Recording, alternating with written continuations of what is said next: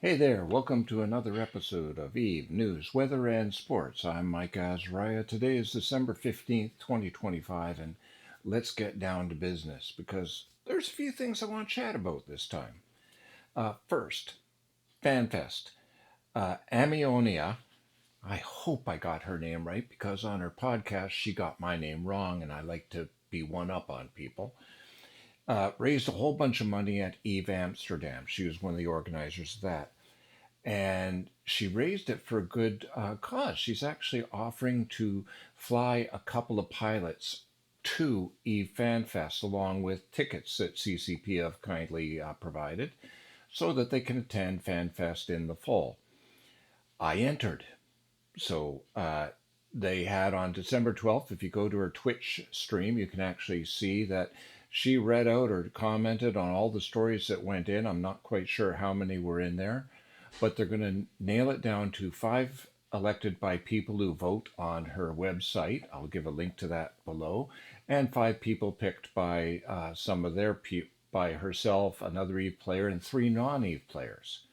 And between them, there'll be 10, and then they'll have a draw for two of them. Now, you know my luck. When there's 10 spots available, I get the 11th. But I did enter, and there'll be a link to the voting down below. So if you would kindly vote for me, it might actually give me a shot at getting to FanFest. I cannot afford it on a retired teacher's budget to be able to fly myself there, much as I would like to. So that's the first thing.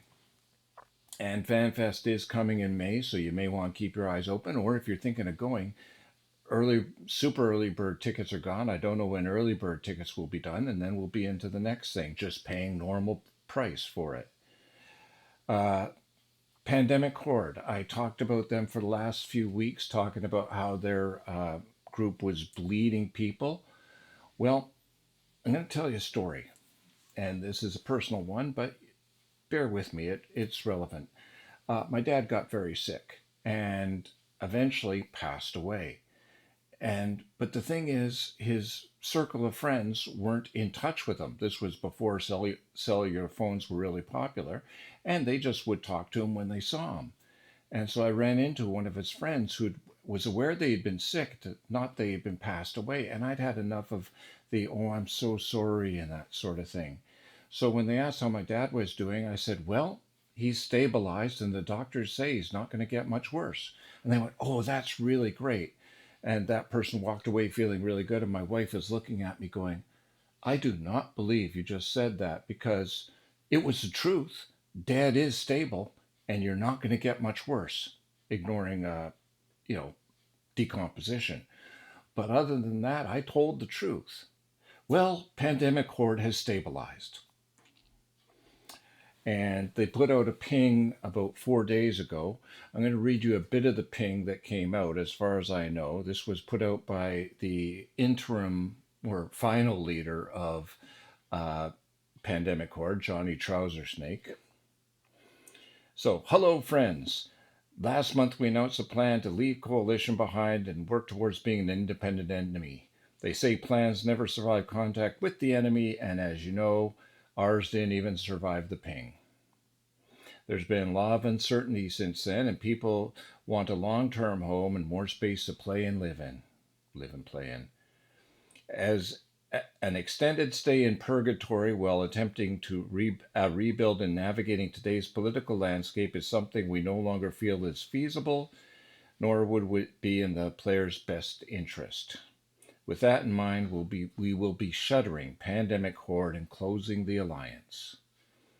And the rest of it is just talking about the mechanics of shuttering it and trying to assure the people that they'll keep the stations open as long as they exist. And there's been lots of rumors as to where they're going, and I'll cover that a bit when we get down to the traffic, which is the movement within coalitions and alliances and that sort of thing. But I'm sorry to see one of the huge coalitions die because every time one of those die, it makes the others even harder to assault. They become almost invulnerable. Now we're down to just a couple, two or three left. You got Frat, the Russian alliance, Winterco, and you got the Goons, the Imperium. And if they don't decide to fight each other, then it's going to be very stagnant and null. And we made jokes over the years about blue donuts before, but blue donuts are not good for the game. We need the violence, we need things to happen, and we don't need everybody afraid to shoot somebody else for fear of causing a diplomatic incident. But that's that. The other thing, speaking of not stagnation and boredom, the Christmas event is happening. Sorry, that segue is accurate but not nice, aka the Winter Nexus. The overall response to this is that it has been very underwhelming. I mean, the combat sites are a little tougher, and the scanning sites are there, and the ice mining is there, and I'm seeing tons. I'm doing the ice mining because I actually am trying to grind to get the Perseverance, and boy, is it a well-named ship for the amount of effort I'm going to have to go through between now and January 6th to get myself a Perseverance.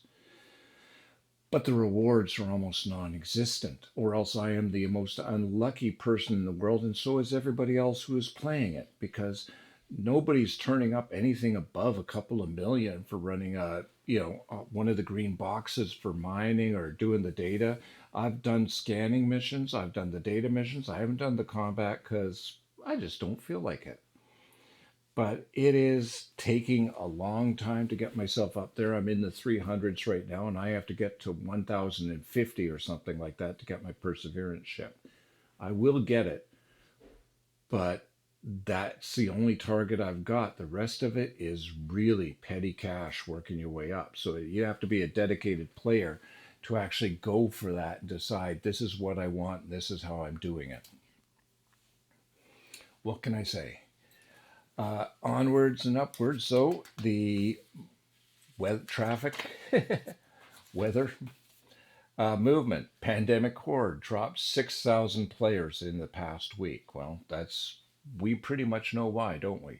And probably they'll keep a fair number until the alliance actually shuts down, partially from people who just haven't logged on in a year and don't even know that pandemic horde is dying. And they'll come back and say, where's all my stuff? On the other hand, initiative just increased by 5,838. So almost a one to one. So there are people claiming that the pandemic horde is going all over the place, but it does look like a lot of folks are heading into the initiative. In violence, oops, gotta pull my glasses on for this. Violence in Nullsec, it was LTAC Indigo 3 Kilo with 406 ships and 246 pods done. Low-sec, it was Sujarento with 323 over 171. High-sec, it was, as usual, Cheetah with 359 over 218. And in NPC space, it was 3 TAC Quebec Yankee Victor Echo with 59,956 NPCs killed in a 24-hour period. That would be in Tenal and in Frat space. Some of you are going, Frat? Quelle surprise! That's French for what a surprise. Well, that's the end of it for this week. If there are things you think I'm not covering or things you would like to have more commentary on, I got a few things for when we hit the doldrums, but so far I've always found enough to talk about for 8 minutes so far, and I'll probably run 9 by the time I have my drink and toast you. Bit of Irish mist for me this evening, just a sipping liqueur. But you have yourself a good one. Merry Christmas to you if you celebrate Kwanzaa, Diwali, Hanukkah, whatever. I hope that you and your family and the people that you love, even if they're not your family, have a fine time this winter season. Maybe you're just going to celebrate the solstice, but if it is, remember, even when it gets really dark, it will get light again. Later, Gators.